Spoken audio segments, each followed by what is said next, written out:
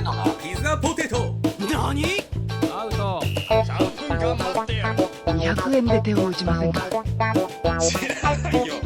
そんなバカな。何してんだよ。弾幕はパワーだよ。それ私のセリフ。涙だよ。それが君の答えなんだね。まあいいんじゃない。君言うな。なあ、お前は今までに食べたパンの枚数を覚えてるか？